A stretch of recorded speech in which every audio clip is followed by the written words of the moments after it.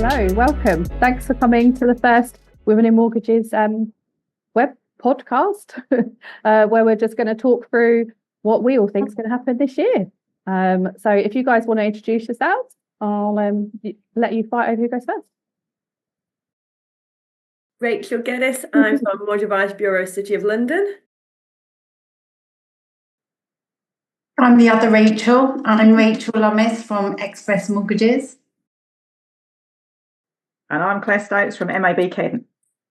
Cool, thank you. And I'm Kate Fuller from MAB Crawley, in case anyone wasn't sure.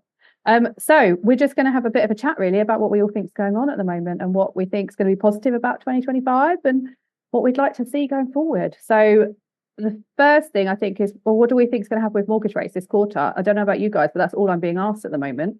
So anyone want to say what they think is going to happen? Anyone want to take a punt? I think there's a lot holding out for the Bank of England. So they have been saying a lot towards the back end of last year, and as we started this year, we should see 4 cuts. Some people are optimistic we will see the 4 cuts. There's a chance it might be less than that. Obviously, some lenders have announced from the start we're doing reductions, which is great. We've had some really top tier lenders doing that and some of the more specialist ones. But you've got lenders doing a mix, high and low. So I think January and February is going to be consistency is what we need.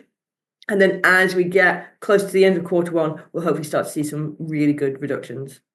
Yeah, that'd be nice, wouldn't it? So, yeah.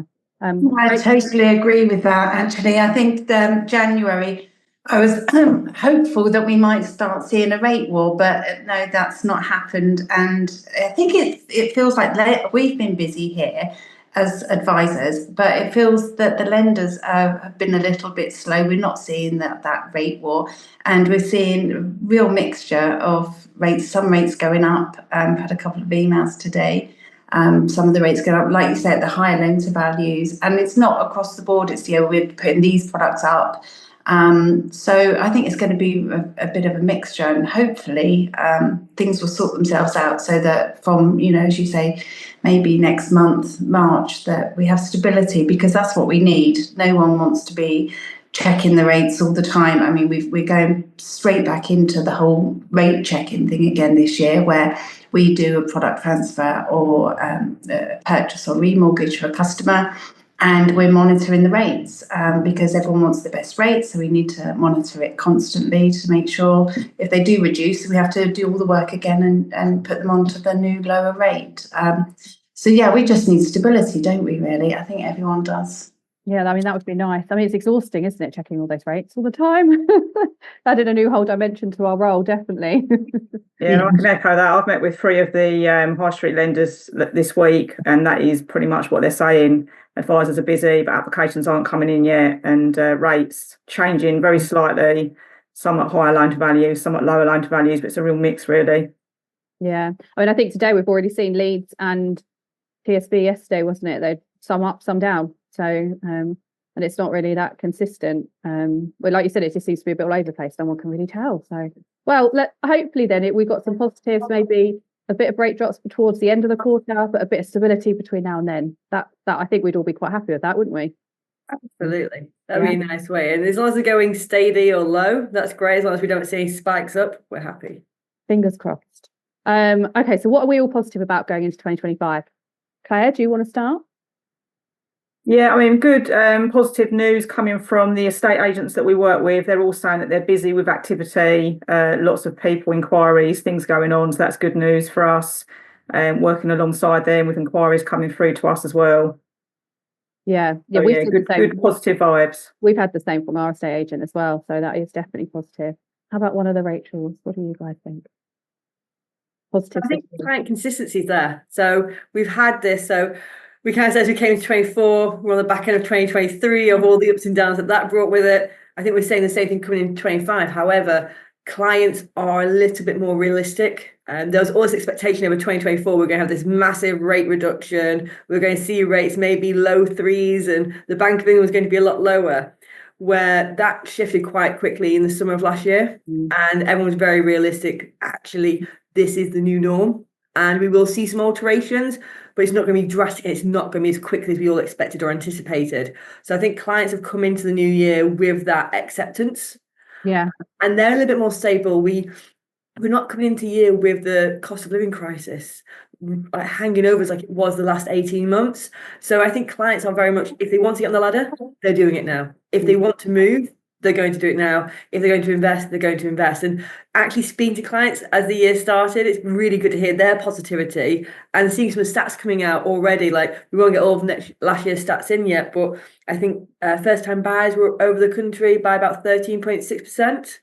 Buy to lets, we're waiting for the final numbers in, but on new purchases, significantly geographically changed towards the back end of the year. So we're actually coming with some really positives of actually people moving and purchasing, which we came in last year to a very heavy remortgage market. We've also got a huge remortgage book as well. So Q1 and Q2 for the remortgage book is fantastic for the industry. So lots of opportunities, and it's just taking advantage of them.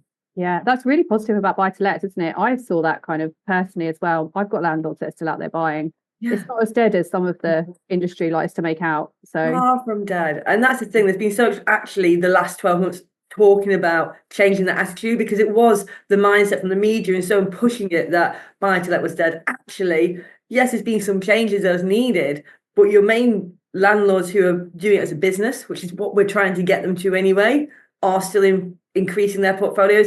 And you've got new portfolio landlords coming through saying, actually, we want to buy 3-4 properties a year, and we're just getting started. How do we do it properly? They're doing it correctly now as well, which is great. Yeah, that's really good to see. I've had some first-time buyers buying in limited companies, and next-time buyers, they're doing it for the first time, which is lovely to see. Starting small, but actually with wanting to buy a couple of a year and maybe get a portfolio of 10 within 5 years. They're quite inspirational, these young ones coming in. And then we've got I can't really call them the old landlords, but they're the older generation of landlords. Experienced. Yeah, more experienced ones. They're still buying. I've got one client who buys houses like I buy handbags. Actually he buys more houses than I buy handbags. But yeah, and there's general appetite for buying still. It has changed though. Not many want to do it in their personal name. We get the odd few, but it's generally limited company. There's some good rates as well at the moment. There's one particular lender I keep seeing all the time who I haven't used in years, but so that BDM will be quite pleased. That's Kensington. They seem to be top of my sourcing. They have been quite high up, haven't they? I'm also seeing in corporations as well. I'm getting quite a lot of inquiries about that. So that seems to be kind of happening as well, which is still money moving around, isn't it? So it's still positive for the market. And they'll feel much to do more purchases in the future when they're incorporated. If it's the right thing for them to do, it means that they're taking this seriously and they want to build from it. Yeah, definitely. Oh, so There's we a are few buy-to-let lenders that have said that they're reviewing their criteria as well and trying to compete with their competitors on some of the bits. Yeah, which is all really good, isn't it? So I think it's going to be a really positive 2025. I'm really positive and hyped for it. So I'm quite excited for what's going to happen this year. So I know obviously on our group there's quite a lot of newer advisors, don't have quite as much experience as maybe some of us do. Any advice you guys would give them going into 2025? What do you think they should be focusing on as advisors to do well? Geddes? Take advantage of the opportunities. Every opportunity. So every client you're speaking to, whether they're doing something now, next quarter, or later in the year, take advantage of that opportunity. Clients are go-dust to us, so be having that conversation with them, looking at all their options, and not just the mortgages. So most people in the group are mortgage and protection sellers, or they have partnerships with third-party companies. Utilize every opportunity and really build that relationship with the client, because that's the thing is, especially for the newer brokers coming in, it's building that client bank. Once you've got that relationship with that client and they are coming back to you, but referring you and recommending you to their friends, family, co-workers, your business changes straight away. And never look at a client as just another call. Or we all have it when we're doing call outs and we get to that point of the day, we're like, please go to voicemail. If you get to that point, walk away. Give yourself that ability, that time, that permission to say enough's enough. But take advantage of the opportunity, because there is so much, like you said, Kate, coming into 2025, lots of positivities. This industry is not easy, though. It's never going to be easy. Most of us have been around for quite a long time, and it hasn't been easy. It's not going to be easy. Just take advantage of everything. Yeah, totally. Yeah, I'd say that it's hard, isn't it? Sorry, go ahead, Claire. I'd say that, first time buyers, people moving up the ladder, buy to lets, it's someone's major decision and exciting times for them. So being part of that journey is, a really nice thing to do. So immerse yourself in it and enjoy it. Yeah, definitely. I mean, celebrate those wins, right? Like, Yeah. Helping a first time buyer buy their house, their first house. I mean, it's not a fair feeling, really, is there, when they complete and knowing you helped do that? It's exciting. It is. It's one of the best parts of doing the job, isn't it? Definitely. Rachel? Oh, I forgot what we were talking about now. The question, I always do this. Sorry, Rachel. I'm proving that I'm the elder. I am the mortgage grandma of the group. See how wise you are. See how wise you are. The advice that I would give: answer the phone. It is good advice. Sometimes I've done it myself. Think, oh no, I can't. And if you're in the, answer the phone, and you've got to don't let it go to voicemail, because you could miss an opportunity, and I have missed them in the past when I haven't answered the phone. So it's as simple as that, and just grab the phone. And also when you've got a lot on, you might have 5 applications to submit, 3 lots of sourcing to do, loads of stuff to upload to a lender.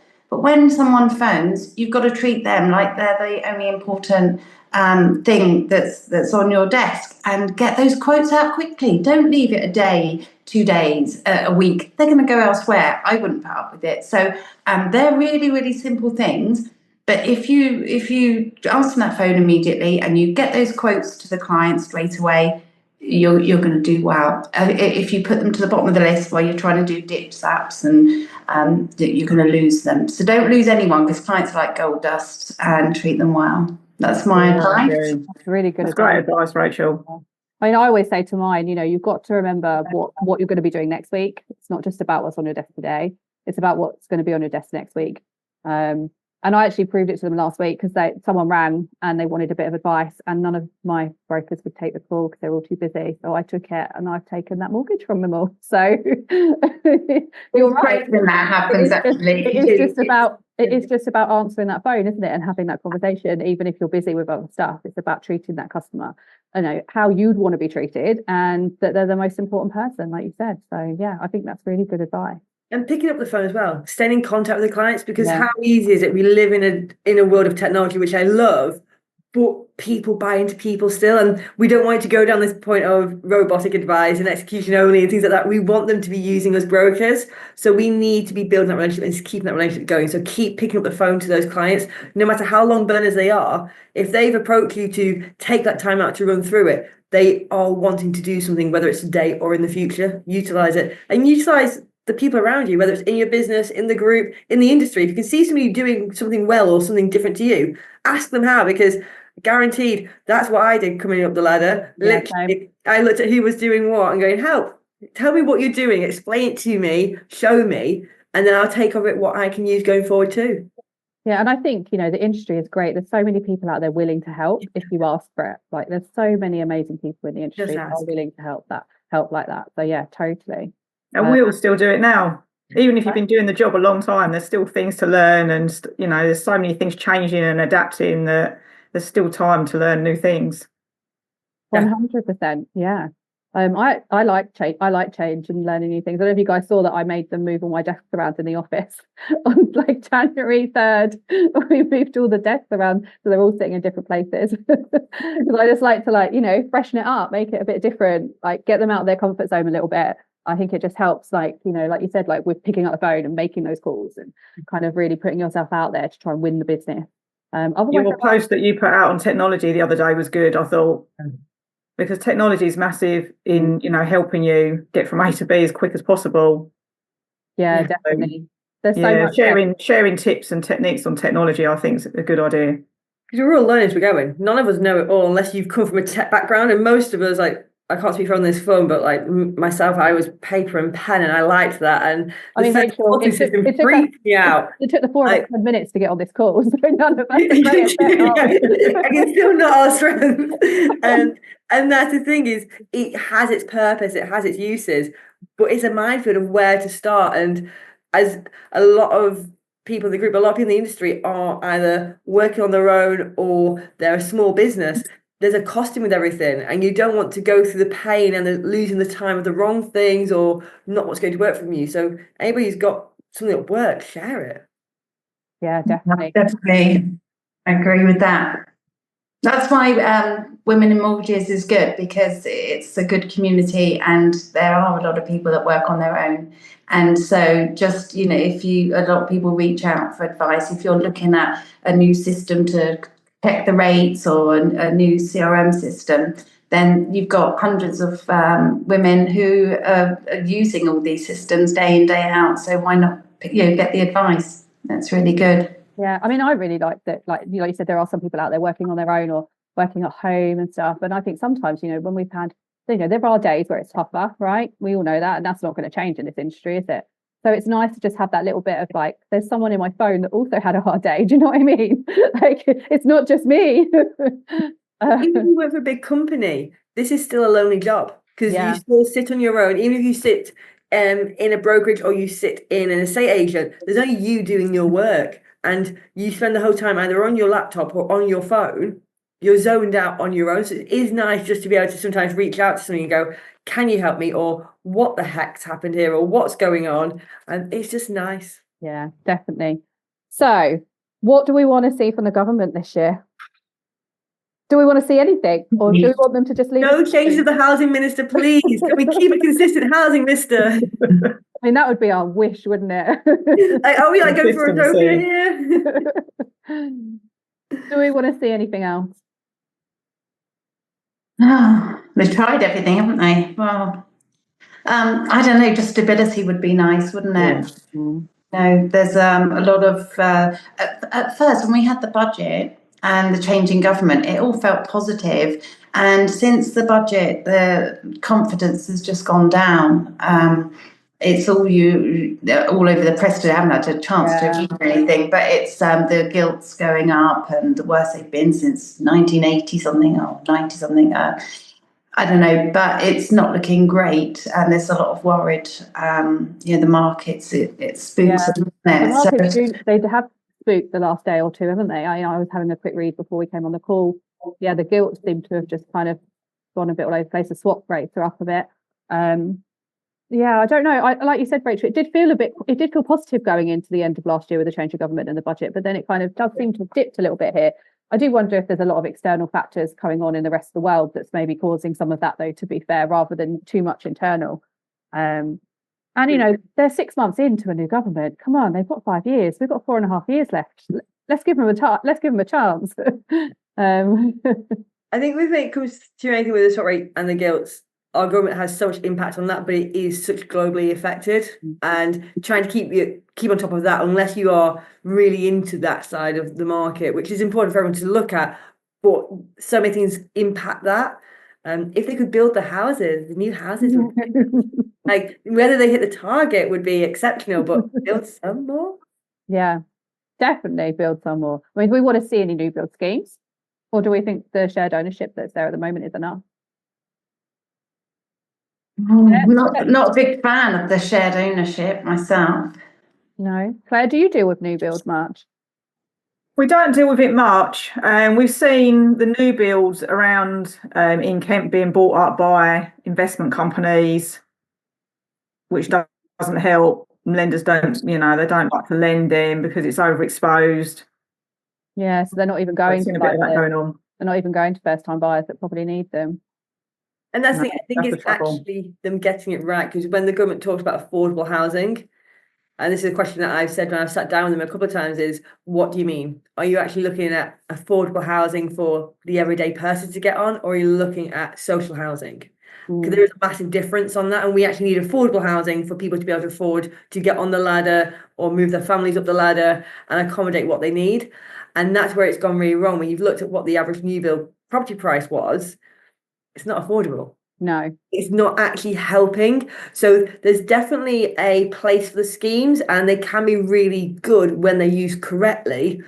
Whether another Help to Buy would be the right thing, I can't make that decision for everybody. However, we've got to do something to assist with affordability, and whether that's longer term fixed rate, like term fixed rates like in Europe and America, or if that's looking at government deposit schemes through lenders, through insurance companies and so on. There's lots of things that need to be considered of how do we help this big portion of people who are wanting to get on the market, who are paying lots of money in rent, have income coming in, they just don't tick all the boxes. And that's where the regulator and the government probably need to speak first and then get lenders on board, because lenders want to do things, but sometimes their hands get tied by what the regulators saying they can and can't do and what the government restrictions are. Well, actually, let's get those two in sync so that then we can work with lenders to find the right opportunities.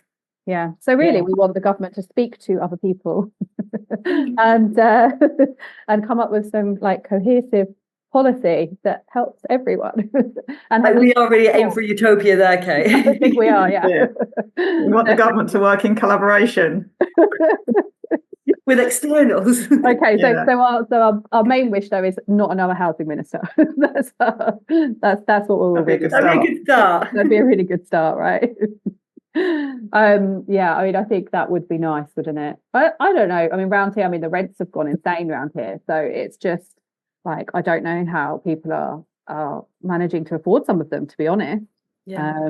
So it's there is an issue of trying to get some people on the ladder, isn't there? And I don't really know how that goes. I mean, like you said, there are lots of lenders out there trying to do stuff, but they are restricted. So. Yeah, and like the rental market has increased drastically on what rents are being agreed at, but also it's now a rental market where landlords and agents will put a rental up for it to be negotiated on. And that never was a thing when I started renting when I was like a long time ago, in my teenage years and early 20s, where if somebody was renting something for a price, that's what you rented it at. Where now there's this full negotiation and different things that can be done there because they know the rents are increasing so high, or it's stepped increases and things like that.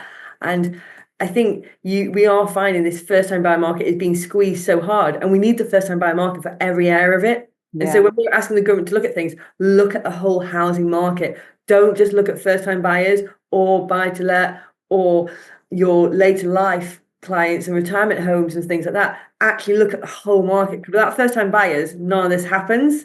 But also we need the private rental sector as well, because there's always going to be a demand for that. And it seems to be that what we've done in the past is being positive about one and penalised another, but it all has an impact on each other. Well, actually, let's look at the circle and how we can help each part of it. So it is stability. It's all. I think that is also a utopia. Well, yeah, but you said, Kate, that we're aiming for the stars here. Come on. We are aiming for the stars, aren't we? We're all in on good mood. It's the first 2 weeks of January. It's great. That's true. We're all really positive about what can happen and what they could do moving forward and what it could look like. Well, I think it overall it is really positive, and fingers crossed they do start looking at stuff like that to try and have a little bit more of an idea of what will benefit everybody and not just one area. Did anyone have anything else they wanted to share? Thank you for setting up Women in Mortgages more than anything and keeping it going. Thanks. It has been a massive revolution, and you work so hard on that whilst running a business and still broking. So thank you for the time and effort you put in. Yeah, do so. Yeah, it's incredible. But I know you barely sleep, so you must be up morning, noon, and night. Wonder Woman. I do sleep. I just don't sleep a lot. I'm not a particularly sleepy person, so it's not the end of the world. I don't think even if I had less to do, I'd sleep anymore. So it's just. I love my sleep. Can't get enough. I wish I could get more, but these mortgages. Yeah, definitely. Well, I think we're going to be in for a busy January. It looks like we are anyway. A bit of overtime, late hours, guys, I think are coming up, aren't they? And while you say that, actually, a wish from lenders. If we could wish for a few things we lenders. can wish for some stuff from lenders. Yeah. Pick up the blinking phone is one. Call us back. But also, would they stay open a bit later? So there's a couple of things. If they could stay open a bit later, 9 to 5 doesn't quite work for us.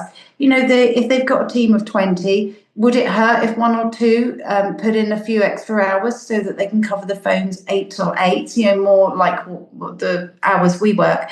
And also at weekends, I've gone to do dips and it says sorry. The online dip is closed. Well, I mean, come on.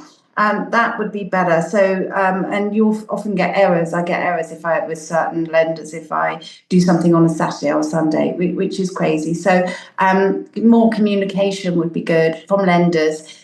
Because we need them, we need them outside of 9 to 5, and because that's how we're working these days, more flexible, and so we need them to be. So that's my little wish from lenders. I did actually have what do we want to see from lenders on here, didn't I? And I skipped it. I think some lenders need to improve their facilities for administrators to be able to get updates on cases as well. Because so many administrators still have to phone and hold for an hour to find out what's happening with somebody's mortgage. Yeah, that's ridiculous, isn't it? Yeah. I mean, I would like a little bit of like the TSB yesterday. We're changing rates, and you have to reply by the end of the day. What does the end of the day mean? Like, whose end of day? I think it's also to be clear with it, because, like you say, whether it's end of the day, give us an actual time. And the same if we are doing rate changes, give us time. Like them, we are also busy, and we appreciate, like, lenders, they've got their own troubles and nightmares that they have to deal with on a daily basis. No one's sitting there twiddling their fingers in this industry. Let's make it easier. Let's give ourselves a bit more notices where it's possible. And also, if you're changing the rates, tell us, because if they're going down, we're not going to influx you with 1,000 applications today, but if they're going up, we might. And that's the difference, is when you get an update of lender is changing their rates, but we have no idea what we're doing. How do we communicate to our clients? And that's I've definitely shared a couple of those updates on the Women in Water group, haven't I? Like, such lender is changing rates, but we don't know what they're doing, and you have until midnight. And I know there's internal competitions where they don't want maybe the competitors to know what they're doing, but if they're going to be changing that night, there's very few lenders that can change that quickly to compete again, because they're already pricing, and that's where the swap and the gilts and everything comes into this. So it is more so we can manage our clients' expectation. There's nothing worse than ringing a client and saying, look, I know you're getting this document to me, we've had a notification from the lender to say that they're changing their rates. We don't have to go up or down, so we need to secure it today in case they go up, but there's a chance of going to be changing your product tomorrow when they go down. It's making a lot of work for that lender as well as for the broker. And it's a lot of unnecessary stress for the client, being concerned of, all of a sudden, they're putting pressure on you to, as a broker, work later in the evening. And I know no broker does 9 to 5, Monday to Friday. However, we do want the industry to move away from brokers having to work till late in the evening and all their weekends and so on, because it's not healthy. Whether we like sleep or not sleep, it's not healthy to be strained to our desk all the time. So we can just work as a partnership. It's a community, this industry. Work as a partnership together to support each other. Because at the end of the day, all we want to do is help more clients. Yeah, and it's our choice if we want to work at 10 at night. I'm lucky if I get up to the 10 o'clock news every night. That's my cut-off, to go and watch the weather on BBC. Sad, all right. But more, Rachel. That's my choice, though. But when a lender says we're changing our rates, you've got till 10 o'clock tonight, and they don't say whether they're going up or down, then we have to make that decision. That I'm not doing that out of choice, then, am I? I'm doing it because that's what we've got to deal with. So I think it's us making the decision that we're going to do what's best for the client, and sacrificing ourselves off the back of that at times, for our own well-being. But it's and I don't feel like giving us a specific time or telling us if they're going up and down is asking a lot. like you said, Rachel, I know that lenders have a lot going on at their end, and they are just, at times as busy and as stressed and have a lot of other factors they have to put into play. But us saying, can we just have an actual time? And if they're going up or down, I don't feel like that's a lot of an ask. I think if we were communicating it well, they wouldn't be getting inundated and their services getting thrown out, because we've put lots of applications in. Because we aren't getting flash rates like we were seeing years ago, where we've only got this rate for 2 days, 3 days side of things. So they aren't going to get inundated like they were at that period of time. So if we know that they're going down, well, great news. Actually, we're going to hold off that application till tomorrow, and they're going to get a nice steady flow, versus we don't know what's going in. They have a massive influx of applications. Some of these lenders then become waiting just to get into the case at that night, and therefore you're frustrated. You're sitting there on hold to get into the case just to be able to submit the case. Then you're not sure if you can even secure the rate. It's just working together. At the end of the day, we've all got the same goal. We all want to be really successful. We all want to really help our clients. Let's just do it together. Some of the team would like to see lenders securing rates at dip stage more, like nationwide, yeah, that would be Yeah, nationwide do Nothing that. more frustrating than talking to clients about a rate and getting their mortgage agreed in principle, and then they get their offer tied up, and then that rate's gone. Yeah. But if you can secure it at dip stage, then you know you can carry on with that process. Barclays, it secures at a certain point, doesn't it, as well? It's not the whole full app. It secures once you've generated the KFI at full app stage, I believe. Yeah, To get there all the way definitely needs to be through. more lenders doing So that. there's 2 out of what? Quite a few others. About 100.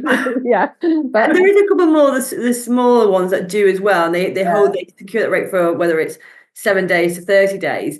And it is just giving the broker that time, because what the lender might need from a document point of view as well, and that's what I think lenders really need to understand is as a broker, we are going to need to have done all of our DD. We're going to have needed all that documentation. They might not need one payslip or the proof of deposit only, or some cases go straight through to offer and don't request any documents, which is great. We still need all these documents, and they've got to be time sensitive. So we might have been working really closely with the client for 6 months, 9 months, but we still need those latest 3 months of everything.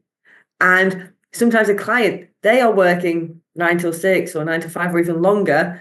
By the time we get those documents in, we are saying when we submit it, we've done our due diligence, we've checked all this, but we're being then put under this time restraint to do all that maybe in a couple of hours for 5, 6 clients. So like you said, Claire, if we can have that rate secured, or where we get a grace period at least.